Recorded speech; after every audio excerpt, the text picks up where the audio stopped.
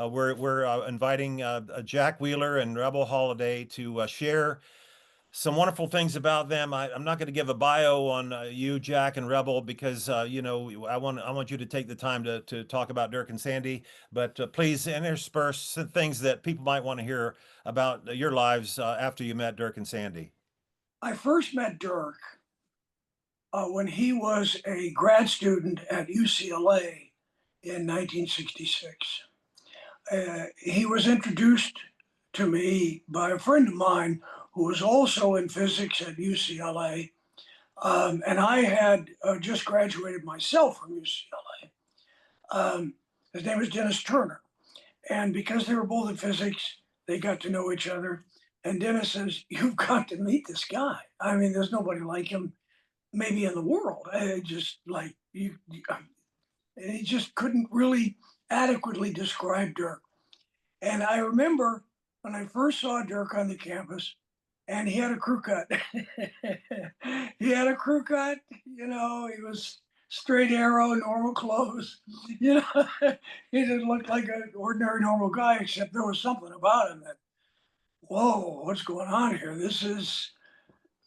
You knew he was a super genius just after a few minutes of talking with him. It was very difficult to describe what it's like to talk to Dirk back in those days, because nobody knew anything about life extension, antioxidants, free radical theory of aging, how you could live a long time, much longer than you imagine, on and on and on, and with such incredible clarity and knowledge, etc. So um, one evening, this was in Vegas. Um, Merv was doing a show out of Vegas. And so I say to Merv, I'm just sitting there next to him, I said, "Merv, everybody tells you they got a friend that should be on your show, etc. But there's a friend of mine. Let me just tell you, he went to MIT, and MIT has an IQ test for every entering student at MIT. This is MIT. He went off the top of it. Well, okay. I mean, this is MIT, so that happens sometimes. But for those people, they have another IQ that begins where the first one leaves off. He went off the top of that one too. They didn't know what he was. They had no idea. The highest they could extrapolate, guess, is 220. And they knew he was so far above 220, they didn't know. MIT had never seen an intelligence like this. The thing is, he's not just this super genius. It's that he has this capacity to explain absolutely anything. It doesn't matter what it is. What's a quark? How does a refrigerator work? It doesn't matter. Why do we get old? What simple, effective, and inexpensive things could anybody in your audience do that could actually slow down the aging process in their own body? And he can explain this with visual metaphors that anybody can understand. It's actually uncanny. But something tells me that you put him on the show, it'll blow people away. And Dirk says, and Murph says, "Well, okay, Jack." So next time I see Dirk, we're sitting there talking, okay? And we're carrying on and carrying on. And finally, I say, "Dirk, let me ask you something. What about you're going on the Merv Griffin show?" And he says, "Why would I want to do that?" And I say, "I don't know. I don't know." Okay? Nobody knows who you are. You haven't got a book or anything. But something tells me, buddy, that you go on that show and you talk about what we sit here talking about, free radicals and life extension and all this other stuff. It'll blow people away and really good things will come of it. Finally, I say, "Well, Dirk, they'll pay you $400. They will. $400 just to come on some television show and talk. $400, really? $400 in 1978 wasn't nothing. And he looks over at Sandy. What does she think? Because he's not going to do anything, but stand. And Sandy says, like, why not? And Dirk says, $400. Well, yeah. Okay. And I say, so, because I've never to this day, well, I can't anymore, but never give out any private information, where he lives, phone number, much less email, any of this.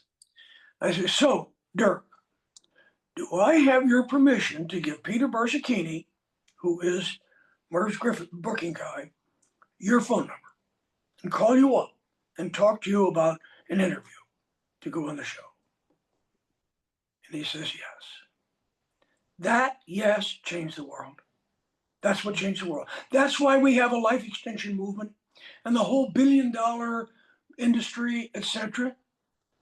Because Dirk Pearson said yes at that moment. Actually, Merv had called me up before, after the show. He said, Jack, you're absolutely right. This is after the first appearance. And he said, I've never met anybody like him, because there's plenty of smart people. But his ability to explain things so clearly, as you said, is absolutely uncanny. It's absolutely unique. The other thing is that he is completely unself-conscious. I mean, he has never been on national television. Never. He got the lights and the camera and millions of people, are watching, and yada, yada, yada. And you can get stage fright so easily. No, it was just me and him.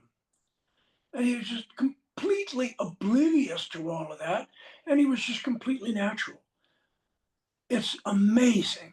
So we're going to have him back on. Finally, Merv says, his second appearance now, I'm sitting there, and he says, Dirk, how do we get more information about this? What you're talking about? This life extension, free radical, all this stuff. And Dirk thinks, and he said, well, I can put together a reading list of the basic sources that we use. Now, this is not People Magazine. I mean, this is real peer-reviewed scientific journal stuff, but anybody can access it. And I'm happy to give you, a reading list. So he looks into the camera and says, okay, folks, you heard it. You write into us, and we will send you Dirk Pearson's personal scientific reading list for all that he is talking about. So a couple of weeks later, 2-3 weeks later, something like that, Merv calls me up. And he says, Jack, what have you done to me? And he said, Jack, the most number of letters we've ever gotten, because there's letters, there's no internet, right? I mean, it's 1978, it was about 600. Jack, every hallway in our office is lined with mail bags on either side. There are tens of thousands of letters here, Jack, all wanting Dirk Pearson's reading list. What the hell have you done to me? But at any rate, Merv, in his autobiography, said that Dirk Pearson is the single most popular guest he ever had on a show. It was on 32 times. Dirk was born and raised on a farm in Illinois. His father was a farmer. And I remember him telling me about how they were digging post holes, and they ran into some metal. And what the heck is this? And it turned out to be a pipe from this inlet that they had the farm next to this old abandoned warehouse that was Al Capone's. Oh my God. And it was the bootlegging place, and they would ship in the booze by ship from wherever, Canada or whatever, and then pipe it all the way up to this warehouse where they would make it into whatever kind of booze they wanted, right?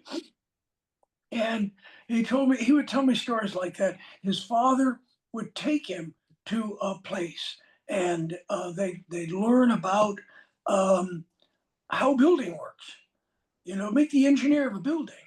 And so his father instilled a lot of curiosity. He never talked about his mother very much, but I know he was very close to his father, and his father really inspired him. But then he moved to California. You go to UCLA, and that's where he met Sandy, and so they had already been married by the time I met them. Mm. So the total of 57 years, he told me, because Sandy Yeah, passed.